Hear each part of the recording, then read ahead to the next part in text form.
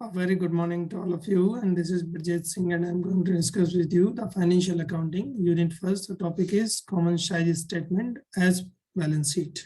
ठीक है, तो common size balance sheet statement या common size statement of balance sheet भी हम इसको कह सकते हैं. It is a vertical balance sheet, is also known as vertical statement of balance sheet भी इसको कहा जा सकता है. तो अलग अलग नाम इसके होते हैं. तो as you know very well, I discuss in my previous lectures. तो first of all, introduction of common size balance sheet. So it meaning, first I discuss with you the meaning. It shows the percentage relation of each assets and liabilities. तो common size balance sheet में हम क्या करेंगे, जो relations हैं अलग अलग items के, वो लाइक एसेट्स एंड लायबिलिटीज के, वो इन टर्म्स ऑफ परसेंटेज प्रेजेंट करने होते हैं. Total assets and total liabilities including capital. ठीक है, कैपिटल को भी इंक्लूड, इक्विटी एंड लायबिलिटीज को भी इंक्लूड करते हुए. सेकंड थिंग आपको ध्यान रखना है कि in this statement total assets और total equity and liabilities are taken as 100. ठीक है, टोटल एसेट्स और टोटल इक्विटीज जो भी होंगी उसको हमें 100 लेना है. इक्विटी एंड लायबिलिटीज होती हैं तो उसको 100 लेना है. तो जब हम बैलेंस शीट में जाएंगे तो जहां हम लायबिलिटीज की बात करेंगे तो 100 लेंगे लायबिलिटीज एंड इक्विटी के, और एसेट्स में जाएंगे तो 100 लेंगे. Are express in terms of percentage of total. If such statement is prepared for different period, it helps in highlighting the trends in different items. फिर जब हम स्टेटमेंट प्रिपेयर करेंगे तो डिफरेंट पीरियड्स में, तो it is very helpful to highlighting the trends of the different items. क्या trend चल रहा है वो दिखाता है. If it is prepared for different firms or industry, it facilitates to assess the relative financial soundness and helps in understanding their financial strategy. क्या फायदा होता है इसका? बेनिफिट ये है कि जब भी हम डिफरेंट अलग अलग फर्म्स का अगर इसको प्रेजेंट करते हैं तो इससे क्या होगा, तो रिलेटिवली फाइनेंशियल साउंडनेस और to understand, it is helpful to understand the financial strategy for the future, जो हम उसको तैयार कर सकते हैं. ऑब्जेक्टिव की अगर हम बात करें तो following are the objective of common balance sheet. To analyse the changes in individual item of balance sheet. सबसे पहला उद्देश्य है कि जो इंडिविजुअल आइटम्स हैं उनमें क्या चेंजेस हो रहे हैं उसको हमें देखना है. Second thing, to see the trend of different items of assets and equity and liabilities. क्या ट्रेंड है उसमें, कितना इंक्रीज मतलब जो हो रहा है, कितना परसेंटेज का इफेक्ट है. ठीक है, ये आपको देखना है. To assess the financial soundness and understand the financial strategy.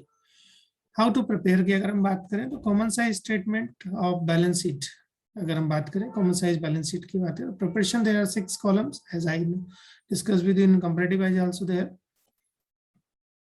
First column item of balance sheet, second column में नोट नंबर होगा आपका, थर्ड कॉलम में amount of different items assets and liability जो भी होंगी प्रीवियस ईयर की, fourth column में amount of different items asset and liability of current years आप लिखेंगे. फिफ्थ कॉलम में percentage of relation of different items of previous year balance sheet to equity liabilities and total assets taken as 100. ठीक है, जो भी है उसको 100 लेके हम उसमें लिखेंगे. देन सिक्स्थ कॉलम में क्या होगा, percentage relation of different items of current years, अलग अलग जो आइटम्स के करंट ईयर से, फिर जो करंट ईयर के जो आइटम्स है उसको एज 100 लेके लायबिलिटी एंड एसेट्स को हम उसको लिखेंगे. तो ये जो है 6 कॉलम आपके बनेंगे. This is a format. अगर आप देखें तो ये फॉर्मेट भी है, मैंने आपको फर्स्ट लेक्चर में भी डिस्कस किया था. Again I discuss with you. तो keep in mind all this things and it is very important and it will come into the very important for the examination also. Equity and liabilities आप first of all लिखेंगे. यहाँ पे आप देख रहे हैं दूसरे कॉलम में previous year current year absolute amount आपको देखना है. Percentage of revenue operating net sales के रूप में लिखा है, लेकिन हम इसको net equity and total assets and total liabilities के रूप में लेते हैं. तो यहाँ पर आप शेयर्स फंड्स आप लिखेंगे. ठीक है, यहाँ पर कैपिटल है, equity share capital, preference share, reserves and surplus. तो ये आप देख रहे हैं यहाँ पर 100 लिया है, तो इसका मतलब ये 100 आएगा. ये 100 का कितना परसेंटेज है ये आपको फाइंड आउट करना है. तो ये तो एज इट इज रहेगा, जो भी अमाउंट आपका क्वेश्चन में दिया है उनको हम उतार लेंगे. यहाँ पर आपको परसेंटेज फाइंड आउट करना होता है, जैसे कि हमने कॉमन साइज उसमें भी किया था अभी प्रॉफिट एंड लॉस में. फिर लॉन्ग टर्म बोरोइंग्स है, लॉन्ग टर्म प्रोविजंस हैं, करंट लायबिलिटीज हैं. ठीक है, इसी टाइप से फिर ये असेट्स आ जाती हैं. तो असेट्स भी आप देख रहे हैं कि 100 हम ले रहे हैं बेस में, टोटल असेट्स 100 होगी. नॉन करंट एसेट्स और current asset. Non current assets में फिक्स एसेट्स हैं, tangible assets, intangible assets, non current investment, long term investment, advances. Current में current investment, inventories, trade receivable, cash और equivalent, short term loans and advance and other. तो as take it as 100. ठीक है, let's move to an example. So this is a example or questions. I would say that the the common size balance sheet of XRI limited from the following information. ये information है, इनसे आपको क्या बनाना है, balance sheet prepare करनी है, वो भी कॉमन साइज। तो आप यहाँ देख रहे हैं, ये आपको दिया हुआ है equity and liabilities and shares fund है, शेयर्स कैपिटल 15 लाख और दूसरे साल में है 12 लाख, तो 13, 14 और 15 का डेटा लिया हुआ है। रिजर्वेशन सरप्लस है 5 लाख, फिर 5 लाख है, नॉन करंट बोरिंग्स 6 लाख, फिर 5 लाख, फिर करंट ट्रेड पेबल 15, 50 और 10, 50, कुल मिला के 40 लाख, 41 लाख 50 और 32 लाख 50 हजार है। तो इसको हम 100 लेंगे, ठीक है। जब हम परसेंटेज निकालेंगे तो इससे डिवाइड करेंगे, तो 15 लाख बटे दिस इंटू 100 करेंगे तो आपको जो परसेंटेज है वो मिल जाएगा। नॉन करंट एसेट्स में फिर आपको दिए हुए tangible assets, plant and machinery 14 lakh और 8 लाख है, गुडविल है 16 लाख 12 लाख, फिर करंट इन्वेस्टमेंट 10 लाख 10 लाख दोनों में, करंट एसेट्स इन्वेंट्रीज है 1 लाख 50, 2 लाख 50, 41 50 और 32 50 ये दोनों दिया हुआ है, ठीक है। तो दिस इज अ सॉल्यूशन, ये सॉल्यूशन है आपका, इसको हम जो है सॉल्यूशन कह रहे हैं,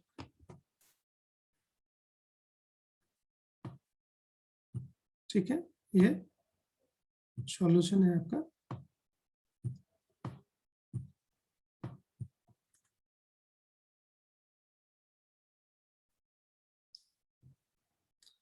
यहाँ आप देखेंगे बहुत सारी चीजें आपको यहाँ मिलेंगी, जैसे कि हम बात कर रहे हैं ये जो आपका डेटा है,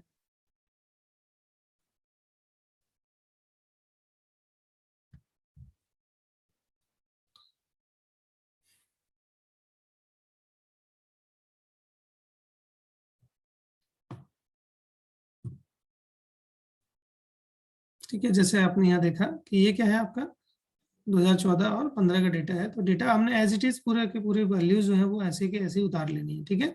जैसे कि हमने कहा इसको शेयर कैपिटल, तो आप देख रहे हैं शेयर का इक्विटी एंड लायबिलिटीज है, सबसे पहले इसमें शेयर कैपिटल आती 15 लाख, फिर 12 लाख है, तो इसका हमने क्या करा, बेस 100 लिया है, तो 100 जब बेस लेंगे तो ये हो जाएगा 15 लाख डिवाइडेड बाई 41,50,000 इंटू 100 आप करेंगे तो देन वी गेट द 36.14%, ठीक है। तो इसको आपने इस टाइप से करना है, तो जब आप कैलकुलेट करेंगे इसी टाइप से सेकंड में भी करना है, 12 लाख है, ये 32 लाख 50 हजार, तो 12 lakh into divided by 32,50,000 into 100 है 36.93% आपको मिल जाएगा, ठीक है। जब भी आप कैलकुलेट करेंगे तो इसमें कैलकुलेटर भी अगर आप दिखाना चाहूँ तो आपको आई थिंक इसको शो कर सकते हैं, कोशिश करते हैं,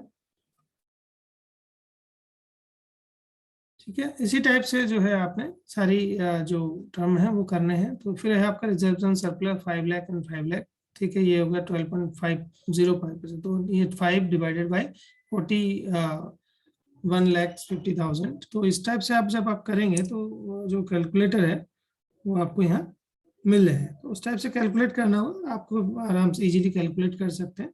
तो 5 बाई 41 लाख 50,000 इंटू 100 आप करेंगे तो ये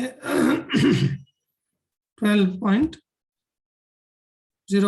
जो है आपको मिल जाएगा, ठीक है। इसी टाइप से सारी चीजें आपको यहाँ करनी है। फिर ये है आपका 5 लाख है, 5 लाख बाई 32,50,000, तो 5 बाई आप करेंगे 32,50,000 इंटू 100, तो ये आपको मिल जाएगा 15.38%, ठीक है। तो इस टाइप से सारी चीजें आप इसमें करेंगे, तो ये सारे आइटम्स इसी टाइप से आपको। फिर लॉन्ग टर्म बोरोइंग से 6 लाख से, तो 6 लाख डिवाइडेड बाई 40 जो है आप इसमें कर सकते हैं, ठीक है। तो 6 लाख को आपने क्या करना है, फिर 6 लाख है और इसको फिर 41 लाख जो है आपका 50,000 से इसको डिवाइड करना है, इंटू 100 करना है, तो देन वी गेट द 14.46%। इसी टाइप से ये करना है 5 लाख बाई दिस, ठीक है। इससे फिर इसको करना है, ये फिर आपको 15.38%। इसी टाइप से 15,50,000 आपका है, इसको फिर 41,50,000 से डिवाइड करेंगे तो वी गेट द 37.35%। अब इनको जब प्लस करेंगे तो ये 100 हो जाएगा। तो कई बार अप्रोक्सीमेट जब हम लेते हैं तो थोड़ा बहुत पॉइंट में जो है 0.01 या 0.02 का डिफरेंस हो सकता है, बट इसको ध्यान रखिए अप्रोक्सीमेट उसको कर लीजिएगा, इक्वल 100 आ जाना चाहिए, फिर ये भी 100 हो जाएगा, ठीक है। तो इस टाइप से जो चीजें हैं वो आप यहाँ पर कर सकते हैं।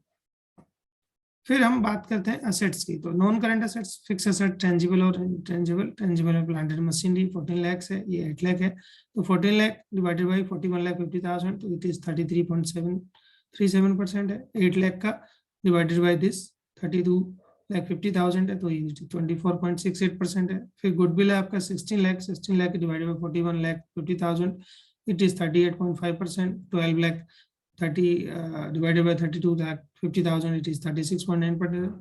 फिर 100 का 10 लाख बाई दिस तो it is 24.1 and 10 lakh by this it is 30.77. then 1,50,000 divided by 41,50,000 then it is 3.62%. 2,50,000 divided by this so it is 7.69%. then all the total of the percentage will be 100. तो ये आपको ध्यान रखना है 100 आपको लेना है तो 100 बेस ईयर होता है उसी से आपका ये कैलकुलेट किया जा सकता है। इसी टाइप से एक और एग्जांपल है फ्रॉम द फॉलोइंग और the balance sheet of A limited and B limited. ये दो अलग अलग कंपनीज हैं तो यहाँ पे हम कंपनीज का कंपेरेटिव कर रहे हैं, दो अलग अलग इंडस्ट्रीज का कंपेयर कर सकते हैं ऑन 31 मार्च 2019। ठीक है, compare those on the basis of common size balance sheet. तो ये आप देखेंगे ए लिमिटेड बी लिमिटेड का डेटा दिया हुआ है, यहाँ पर एसेट्स दी हुई है ए लिमिटेड और बी लिमिटेड की। ठीक है, तो रिजर्व्स एंड के अलावा शेयर्स कैपिटल है, रिजर्व्स एंड सरप्लस है, डिवेंचर्स हैं, क्रेडिटर्स हैं, बिल्स पेबल है, land, building, plant, machinery, short-term inventory, book debts, cash and stocks, all these things are there. तो this is the data solution. Solution अगर हम बात करें ये solution है आपका। तो यहाँ पर आप देखेंगे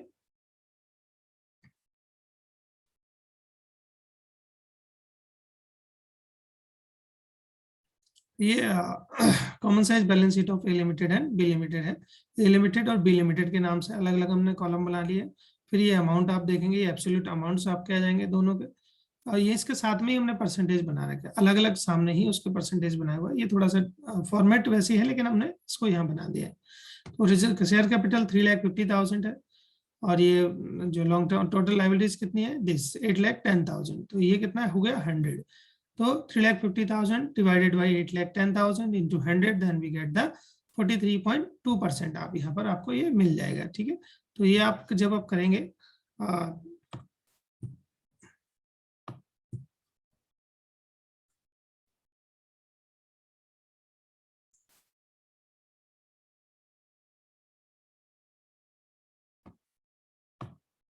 3,50,000